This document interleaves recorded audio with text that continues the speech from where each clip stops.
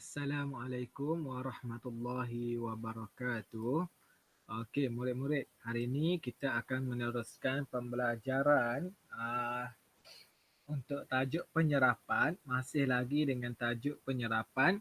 Tapi hari ini murid-murid boleh buka buku aktiviti murid-murid lah. Boleh buka buku aktiviti murid-murid muka surat 52. Okey, muka surat 52. Okey, kita tengok. Mari uji serap sedikit atau banyak. Serap sedikit atau banyak. Mari kita tengok. Serap sedikit atau banyak. Ni tajuk kita dah. Hari Selasa 7 September 2021 10.30 pagi lah subjek kita ni. Okey, hari Selasa. Okey, jadi murid-murid boleh buka buku teks, buku aktiviti muka surat 52. Okey, tulis tarikh hari ni 7 hari bulan 9 2021. Okey. 7 hari bulan 9 2021. Okey, mari tengok. Mari uji serap sedikit atau banyak. Okey. Alat dan bahan, okey. Kalau murid-murid nak buat di rumah murid-murid, pastikan buat bersama ibu dan ayah dah. Ni kita buat secara alam maya sahaja. Kita imajinasi sahaja dah. Sebabnya kita tak boleh nak buat, kita tak ada bahan ni. Okey, yang pertama bikar. Okey, yang pertama bikar. Yang kedua, tiga, kita perlukan, yang pertama kita perlukan bikar lah, ni bikar ni. Okey, yang kedua, 3 silinder penyukat. Ni 3 silinder penyukat ni. 1, 2, 3. Okey, lepas tu air yang berwarna. Kalau air berwarna ni, air berwarna merah ke, warna hijau ke, boleh lah. Biasa kita guna air sirap lah. Okey, lepas tu kita ambil 3 kain. 3 benda, 3 objek. Yang pertama untuk kita buat lah ni, kain lap. Yang kedua, kertas tisu. Yang ketiga, kapas muka. Lepas pastikan kita ambil kain lap, kertas tisu, kapas muka ni sama saiz dia. Sama saiz dia. Jangan kain lap besar, kain tisu kecil, kapas muka sederhana. Tak boleh. Kita kena buat kerak dia dalam bentuk segi empat sama lah, mudah. Lepas tu kita ada penyepit, kita ada corong turas. Ni corong turas ni, ni murid-murid, corong turas ni. Ni corong turas. Penyepit ni dia untuk kita ambil ni lah, kain lah apa semua tu. Okey, mari kita tengok langkah-langkah dia. Okey, yang pertama, rendamkan kain lap, kertas tisu dan kapas muka.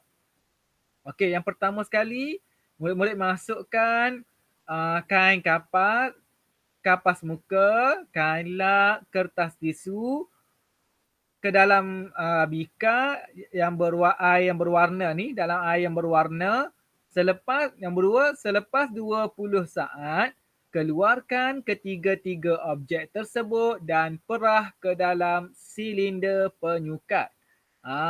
Bila kita dah masukkan kain lap, kertas tisu dan kapas muka, selepas 20 saat, ketiga-tiga objek tersebut kita keluarkan daripada bikar tadi, daripada air yang berwarna. Lepas tu kita pun ni, perah ke dalam ni, setiap satu ni. Kita tengok kan yang mana yang lebih banyak air bila kita perah. Okey, perhatikan paras air dan tandakan betul dalam jadual di bawah. Okey, ni adalah kain lap. Okey, ini adalah kertas tisu. Ini adalah, okey, kertas tisu yang ni, kertas tisu yang paling sikit.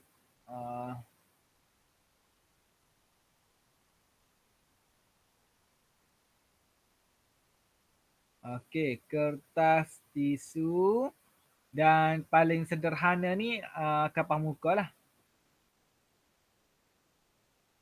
Okey, mari kita tengok. Kain lap ni dia serap air paling tinggi, kadar penyerapan air dia adalah paling tinggi dah. Kadar penyerapan air dia paling tinggi. Kalau di sekolah nanti kita akan buatlah benda-benda gini ni. Kita akan cuba. Okey. Kertas tisu kadar penyerapan dia rendah dah. Sebab apa rendah murid-murid? Sebab air dia sikit dah sah. Sebabnya dia tisu ni dia tidak tebal. Dia tidak serap air sangat. Kapas muka dia menyerap kadar penyerapan air dia sederhana dah. Jadi murid-murid kena buat dah ikut muallim ni. Okey, kalau murid-murid nak buat eksperimen ni dekat rumah, murid-murid kena buat bersama dengan ibu bapa dah. Tak boleh buat sendiri. Okey, nyatakan objek yang A menyerap air paling banyak. Menyerap air yang paling banyak ni yang mana? Inilah yang murid-murid buat ni. Kadar penyerapan air yang tinggi adalah kain lap. Gitu. Okey. Nyatakan objek yang B menyerap air paling sedikit. Menyerap air yang paling sedikit adalah kertas tisu. Okey, yang seterusnya, susunkan objek tersebut mengikut keupayaan menyerap air secara urutan menaik. Secara urutan menaik. Keupayaan menyerap air secara urutan menaik. Jadinya yang paling rendah kepada yang paling tinggilah. Yang paling rendah kadar penyerapan air adalah, tengok sini ya, buat apa? Kertas tisu. Gitu. Yang sederhananya adalah ni, murid-murid buat ni. Kapas muka. Yang paling tinggi kadar penyerapan air dia adalah kain lap. Jadi yang paling sikit hinggalah yang paling banyak. Dalam urutan menaik. Okey, jadi kita dah selesai mari uji serak sedikit ataupun serak banyak dah. Jadi kalau murid-murid nak buat boleh, tapi kena buat dalam pengetahuan ibu bapa dah. Kalau nak buat sorang-sorang tak boleh. Okey, jadi yang seterusnya soalan yang kedua, murid-murid boleh buka buku aktiviti murid-murid muka surat 53. Okey, muka surat 53. Okey, muka surat 53, tulis tarikh dulu, 7 hari bulan 9, 2021. Okey, cuba tengok. Alia telah menjalak. Tajuk dia uji objek dengan air. Kita nak uji objek ni dengan air. Alia telah menjalankan aktiviti untuk menguji keupayaan menyerap air terhadap 3 jenis objek. Gini. Alia nak menjalankan aktiviti, nak menjalankan eksperimen untuk menguji keupayaan menyerap air terhadap 3 jenis objek. Okey, yang pertama kita ada kertas sebak. Kertas sebak ni kertas mahjong dah, kertas mahjong warna putih besar tu. Biasa kita buat presentation ni.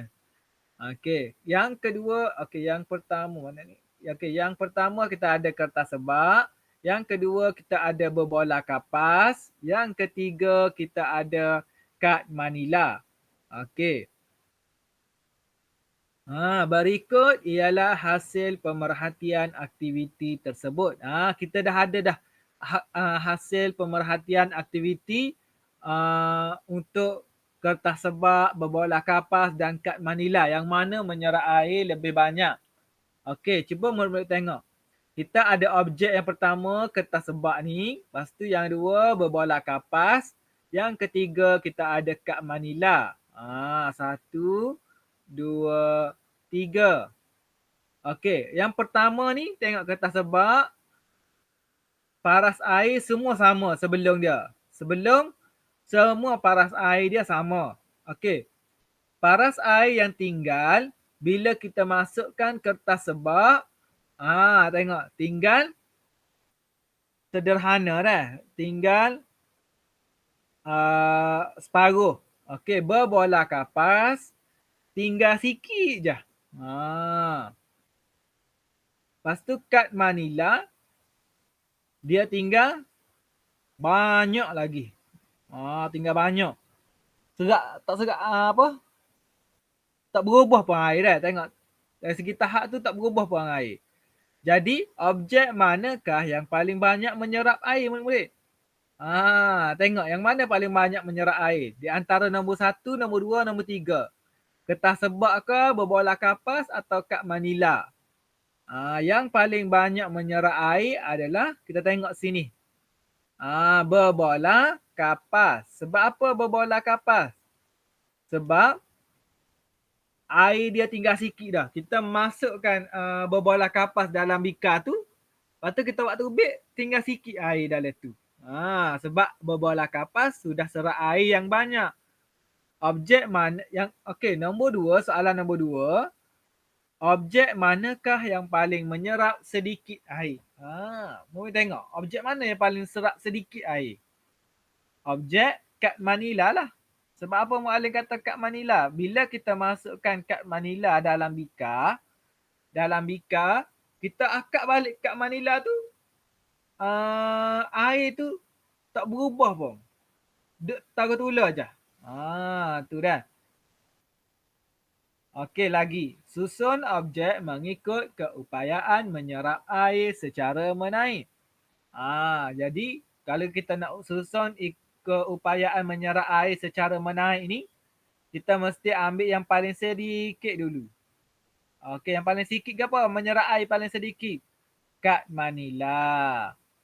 Okey, yang paling sedikit adalah kad Manila. Yang sederhana adalah kertas sebak. Yang kita buat tu, kertas sebak. Tengok dah tu. Paruh je air dia serak dah. Yang paling banyak menyerap air adalah berbola kapas lah. Sebab apa berbola kapas? Sebabnya air dalam bikar tu tinggal sikit je. Bila kita masukkan berbola kapas, air yang sama tadi, bila kita akak berbola kapas, air tinggal sikit. Sebab berbola kapas dia serap air yang banyak. Okey, susun objek. Nombor 4, soalan nombor 4 dah. Susun objek mengikut keupayaan menyerap air secara menurun. Kita nak susun objek mengikut keupayaan menyerap air secara menurun. Jadi yang paling banyak lah. Objek yang paling banyak menyerap air ke apa tadi? Berbola kapas. Berbola kapas. Yang kedua adalah kertas sebak. Yang ketiga yang paling sikit adalah kad Manila. Okey, jadi murid-murid boleh buat latihan buku aktiviti muka surat 52 dan muka surat 53. Jadi murid-murid boleh selesaikan kerja perbincangan kita yang pada hari ini dah. Okey, sekian. Terima